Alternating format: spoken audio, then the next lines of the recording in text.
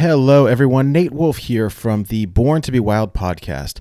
As you may know, Mike Lowe, Hydralisk, Electric Sheep City, and myself did a 10.5-hour complete set review this weekend of Madness at the Darkmoon Faire from a wild perspective. Wow, that was long. For those of you who don't want to sit through a 10.5-hour card review, I put together this mini episode to quickly spotlight our top 15 cards and the reasons for why we thought they were the best. First thing to keep in mind is that we're a wild podcast. When we review these cards, we're reviewing them from a wild perspective. Oftentimes, a card that's good in standard just isn't good enough for wild. In wild, the decks are extremely fast, efficient, and refined, so to score well, a card either needs to be good enough to replace a current card in an existing deck or good enough to create a brand new archetype. Unfortunately, this doesn't happen all that often. Here's the scoring system that we used. Cards were scored from a range of 1 to 5, 1 being the worst, 5 being the best. 1 is unplayable, 2 sees fringe play, 3 is playable, 4 played in meta decks, and 5 meta defining. The way that we determine scores is as follows. Each of us scored the cards individually, then we averaged our scores together for the final score for each card. Why not do a top 10 cards? Because after averaging our scores, there were a handful of ties, so it didn't make sense to not include cards that all receive the same score. One final thing to keep in mind, these are just our opinions. While we are what I'd consider experts in Wild Hearthstone, none of us have played these cards, and we very well could be completely wrong in our assessments. We do not recommend crafting anything right off the bat. Rather, wait a week or two and see how things shake out before crafting anything. And without further ado, here are our top 15 cards, starting with the lowest first. The following 4 cards all tied with a score of 3.5 playable. They may not be in top tier meta decks, but we think that they'll see play and have potential to be quite good. First up is N'Zoth, God of the Deep. This is a 10 mana, 5/7 battlecry. Resurrect a friendly minion of each minion type. While not as powerful as the original N'Zoth, the new N'Zoth still has a similar function and is potentially an endgame powerhouse. Also, it creates a new menagerie archetype. We could see this being played in Warrior, Druid with Hydralisk, and possibly Paladin. Next up is Tent Trasher. This is a 5 mana 5/5 dragon with Rush. Costs 1 less for each friendly minion with a unique minion type. Anytime there's a minion that says costs 1 less, it's usually good. On top of that, this is a 5/5 Rush and has the dragon tag. We think that it'll see play in the new Menagerie archetype and could also see it being slotted into the existing Galakrond Bomb Warrior deck. Next up is Hammer of the Naru. This is a 6 mana 3/3 weapon with a battle cry. Summon a 6/6 Holy Elemental with Taunt. While we're not quite sure where to put this card, we all agreed that it was very strong. A 6/6 with Taunt and a 3/3 weapon for 6 mana is great value. We can possibly see this going in a Highlander or pure Paladin deck. Next up is Oh My Yogg. This is a 1 mana Paladin Secret. When your opponent casts a spell, they instead cast a random one of the same cost. I personally think that this card is very powerful and will see play in basically every Paladin archetype. This is great disruption, especially against Priest and Warlock. Psychic Scream, no problem. Defile, no problem. Okay, the next 4 cards all tied with a score of 3.75. First up is Cage Match Custodian. This card easily slots into the 2 mana spot in Even Shaman, which has struggled a little bit in the meta lately. It's particularly powerful because it can pull your Splitting Axe, and we all know that cards that tutor other cards are very good. Next up is the Nameless one. This is a 4 mana 4/4 with a battle cry. Choose a minion, become a 4/4 copy of it, then silence it. Just what Priest needed, more good cards. While the text of this card was a little hard to decipher, the gameplay video that we saw was very clear. Make a 4/4 copy of your opponent's card, then silence theirs. You want a cube that's eaten something awesome, and then to ruin your opponent's day? There you go. It's basically good on anything that's got buffs or death rattles.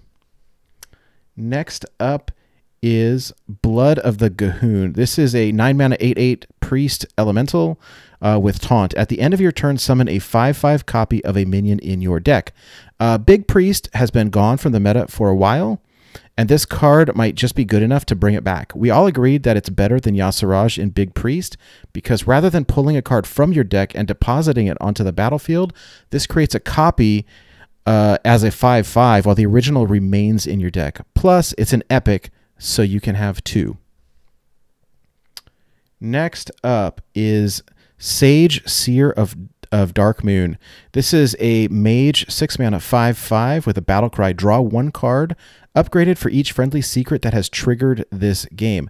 This card seems like it could easily slot into either the regular Secret Mage or the emerging Reno Secret Mage deck.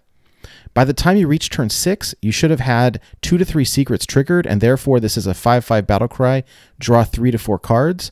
The downside of a Lunith is that in certain matchups you can draw too much and lose to fatigue. Whether this card replaces a Lunith or is played alongside it remains to be seen, but regardless, we felt that it was very powerful. Okay, the next 7 cards all tied with a score of 4, meaning played in meta decks.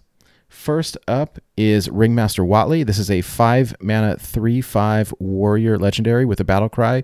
Draw a mech, dragon, and pirate. This card has decent stats, and it's a very strong battlecry, drawing these specific minions from your deck.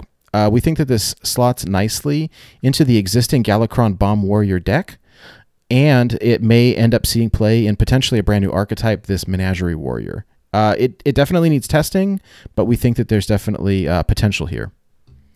Next up is Palm Reading. This is a 3-mana priest spell. Discover a spell.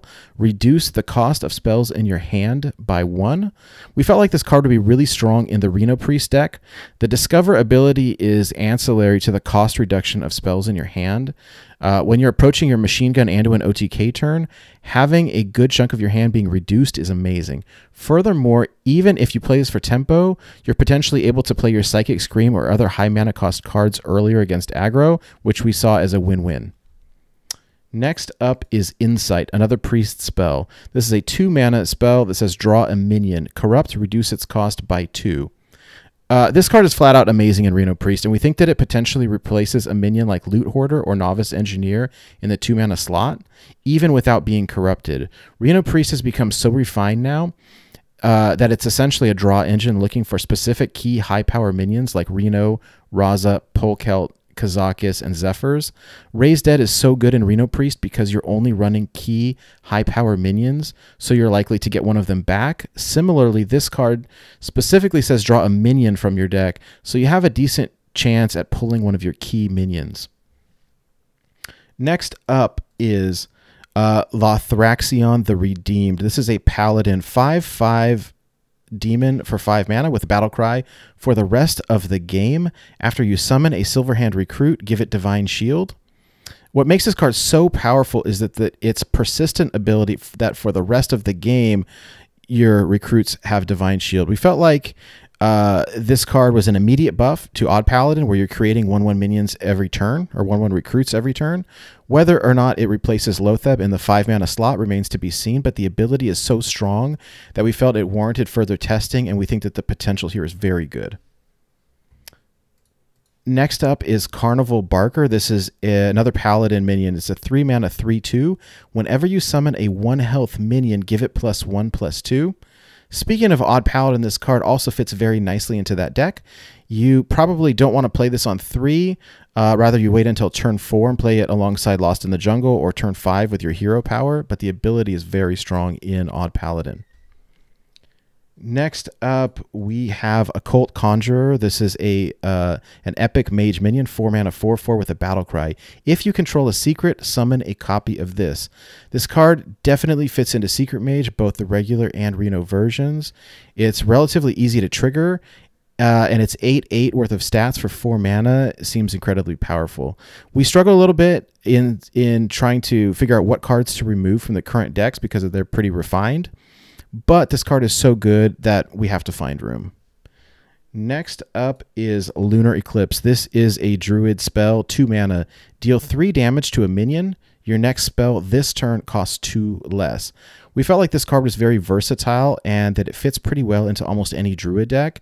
Dealing 3 damage is nice and the spell reduction is even better. The only downside is that the reduction is only good this turn. Compare this with Wrath, which is played in many druid decks. Reduced mana cost are usually good, and we think this card will be good too.